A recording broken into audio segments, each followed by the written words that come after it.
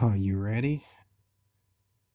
Alright, for my very first review of a comic, I'm going to talk to you about Black Panther, Long Live the King. Now, in another video where I was talking about the comics I would cover, I'm subscribed to a service called Comixology Unlimited.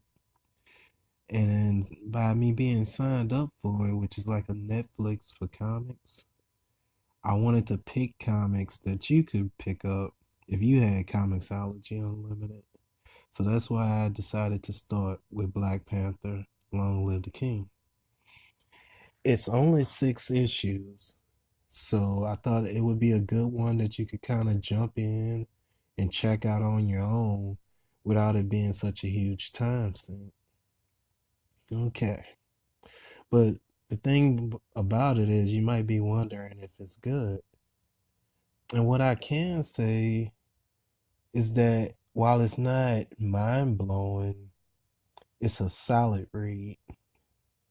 You see, there's this author called Tanesha Coates who started his Black Panther run a couple years ago, I believe back in 2016.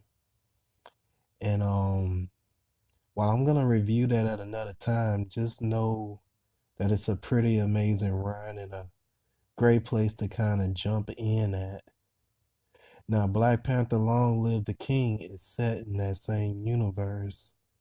And it's almost like I don't want to use the word filler, but it definitely is not a set of main stories. In these 6 episodes, well, 6 issues, there are really like 3 stories that are told. The kind of main story finds T'Challa dealing with this vibranium energy monster that's kind of terrorizing his kingdom. Um, Another story finds him fighting against one of his arch nemesis from his comic book run. If you've kept up with it or have read any of the comics, you'll probably recognize him, at least visually recognize him. But these stories on their own, those two on their own, aren't really special per se. And I don't want to say this in the wrong way. What makes them good is kind of the dressing around them. While trying to deal with this energy creature, it takes T'Challa to different parts of his kingdom, or different parts of Wakanda, specifically a place called a mute zone. You see, Wakanda's a technically advanced nation, the most advanced one on the planet. But the people who live in the mute zone kind of reject that technology and the monarchy and choose to live without all that technology on their own. And it's here that you get to see these people in this habitat. And that's kind of the most interesting part of the story, is seeing these different parts of Wakanda.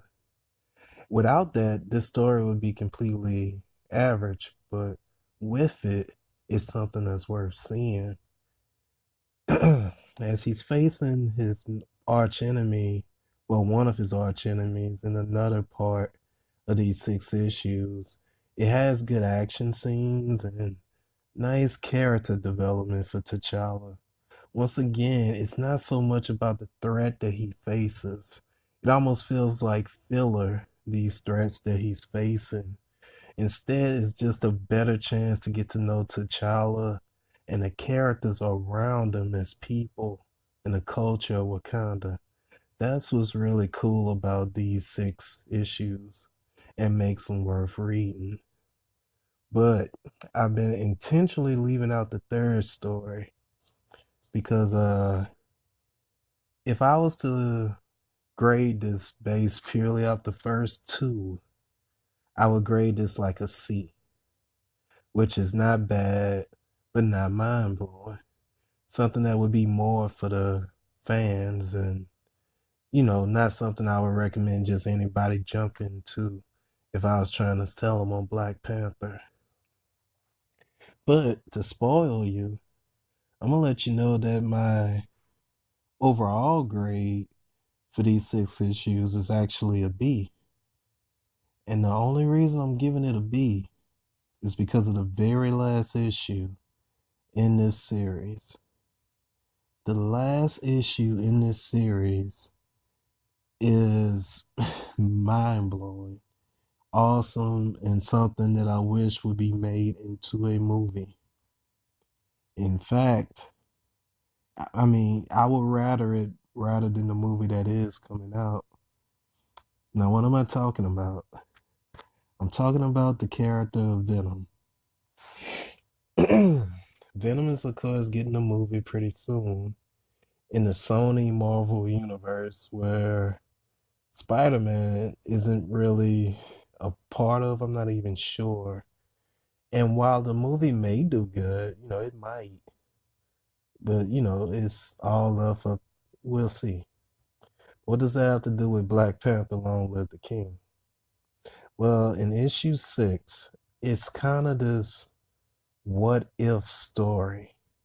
Now, since I haven't been reading comics for a long time, I must have missed this what if story before, but let me just frame it for you because this was really cool. Absolutely worth getting. You could go jump straight to this issue if you want. It is just that good. One of the best single issues I've read. Just period. But imagine a young adult Nigerian girl who looked like she might have been a track star. And imagine that this girl gets into an accident. Um, Imagine also that the Venom symbiote takes control of her. And while it controls her, she's able to walk again. Also imagine that T'Challa's dead in this universe. And through some various events, this girl becomes the new Black Panther. And that's what issue 6 is about. This Nigerian girl, a young woman, who becomes the Black Panther and is also a host of the Venom symbiote. And it is really cool looking. The art is like this small introduction. It's not an origin story. It's kind of like she's in the heart of doing what she does. But they do so many cool things with the Venom symbiote. The way it adapts to her. Like she sprouts wings. She turns into these different forms. But when she's not in the form, where she's covered in a suit, she's bound to the wheelchair. But she wears Venom, the symbiote, kind of like clothing, like a scarf, and like it's the way they do it with the art with this is just pretty mind blowing.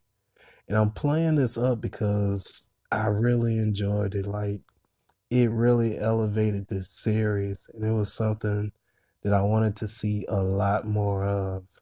And I think you will too.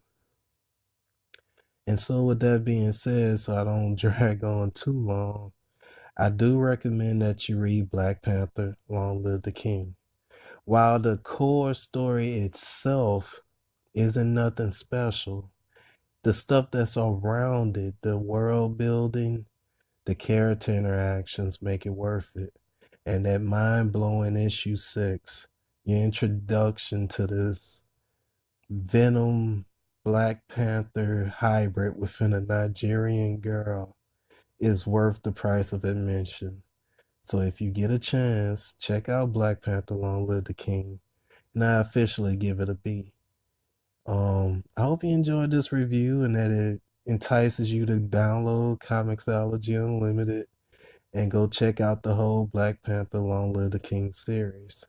And no, I'm not being paid by them. I just love how the service works, how the app works. Um, until next time.